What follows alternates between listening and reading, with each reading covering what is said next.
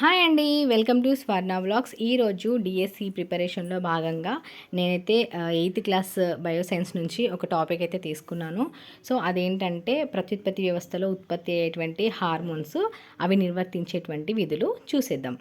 ఇక్కడ మనం ఫస్ట్ గ్రంథి చూసినట్లయితే ముష్కాలండి. సో ఈ ముష్కాలు మనకి ఎక్కడ మరి ఉంటాయంటే పురుష జీవుల్లో శరీర కుహరానికి యువతల ఒక సంచి వంటి నిర్మాణంలో ముష్క గోనులలో మనకి ముష్కాలు అయితే అమరి ఉంటాయన్నమాట. సో ఇవి పురుష ప్రత్యుత్పత్తి వ్యవస్థ అని అందరికీ తెలుసు. సో ఈ ముష్కాలు మనకి టెస్టోస్టిరాన్ అనేటువంటి హార్మోన్ని విడుదల చేస్తాయి. సో ఈ టెస్టోస్టిరాన్ అనేటువంటి హార్మోన్ని మనం ఎలా గుర్తుపెట్టుకోవాలి? సో నార్మల్గా ఈస్ట్రోజన్, ప్రొజెస్టిరాన్, టెస్టోస్టిరాన్ ఇవన్నీ కూడా మనకి కన్ఫ్యూజ్ అవుతూ ఉంటాయన్నమాట. సో ఈ విధంగా ఎలా గుర్తుపెట్టుకోవాలి అని అంటే లాజికల్గా చెప్తాను. పెళ్ళిని ఒక ఎగ్జాంపుల్గా తీసుకున్నట్లయితే మనం అబ్బాయి టాల్గా ఉండడం, అమ్మాయి షార్ట్గా ఉండడం చూస్తుంటాం. జనరల్గా ఎగ్జాంపుల్గా గుర్తుంచుకోవడం కోసం మాత్రమే. సో మనకు సంబంధాలు చూసినప్పుడు కూడా అబ్బాయి పొడవుగా ఉండాలి అని అంటూ ఉంటారు జనరల్గా. సో పొడవుగా ఉండే అంటే మనం ఇక్కడ టాల్ని తీసుకుందాం.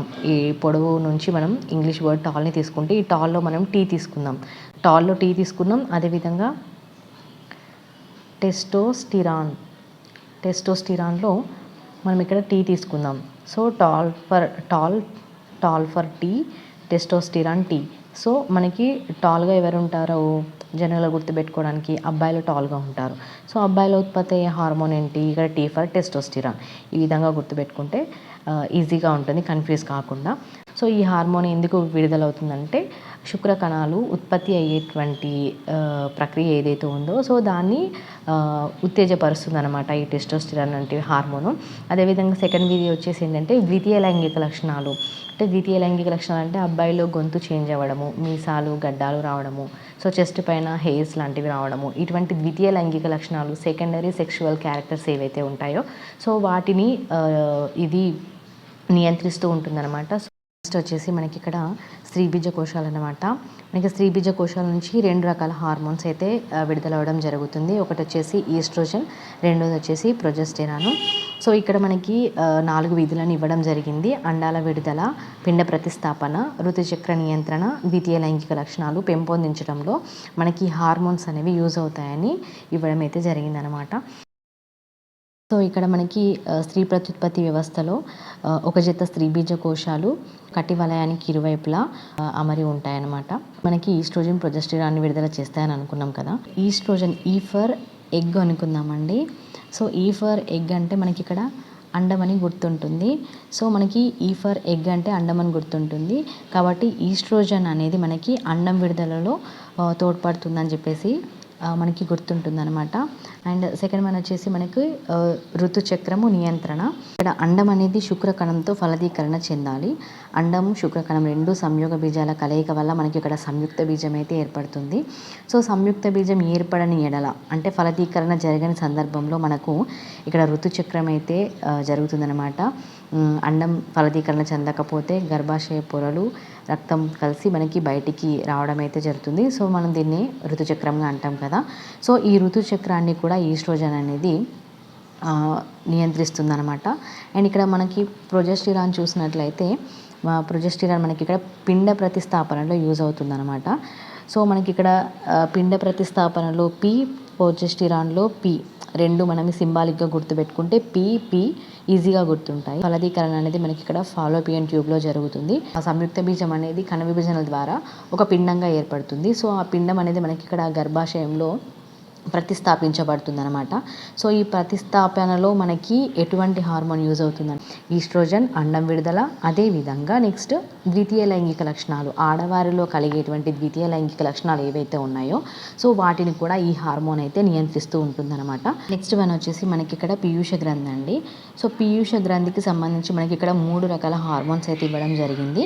ఫస్ట్ వన్ వచ్చేసి పెరుగుదల hormone, second one FSH, so follicle stimulating hormone అంటారు దీన్ని. థర్డ్ వన్ వచ్చేసి లుటెనైజింగ్ హార్మోన్ LHS. మనకి ఇది 8th క్లాస్ కాబట్టి ఇందులో చాలా కొంచెం మాత్రమే మ్యాటర్ ఇవ్వడం జరిగింది. నెక్స్ట్ 10th క్లాస్లో చూసినట్లయితే మనకి ఎక్కువ మ్యాటర్ అయితే ఉంటుంది. సో అది మనం పర్ఫెక్ట్గా చదువుకున్నట్లయితే మనకి ఎటువంటి డౌట్స్ అనేవి ఉండవన్నమాట. పెరుగుదల హార్మోన్ చూసినట్లయితే మిగిలిన అంతఃస్రావ గ్రంథులను ఉత్తేజపరుస్తుందండి. మిగిలిన అంతఃస్రావ గ్రంథులు అంటే ఇక్కడ ముష్కాలు కావచ్చు, స్త్రీబీజ కోశాలు కావచ్చు, అదేవిధంగా అడ్రినలిన్ గ్రంథి కావచ్చు, ఈ గ్రంథులని ఉత్తేజపరిచి సో వాటి నుంచి రిలీజ్ అయ్యేటువంటి హార్మోన్లను నియంత్రిస్తుందన్నమాట. సో మన బాడీలో అన్ని జీవక్రియలు సక్రమంగానే జరుగుతేనే కదా మన పెరుగుదల అనేది జరుగుతుంది. సో అవన్నిటిని కూడా ఈ పెరుగుదల హార్మోన్ అయితే నియంత్రిస్తుందన్నమాట. అండ్ అదేవిధంగా పెరుగుదల పైన ప్రభావం చూపుతుంది కాబట్టి దీన్ని మనం ఇక్కడ గ్రోత్ హార్మోన్గా పిలుస్తాము. నెక్స్ట్ వన్ వచ్చేసి మనకి ఫోలికల్ స్టిమ్యులేటింగ్ హార్మోన్.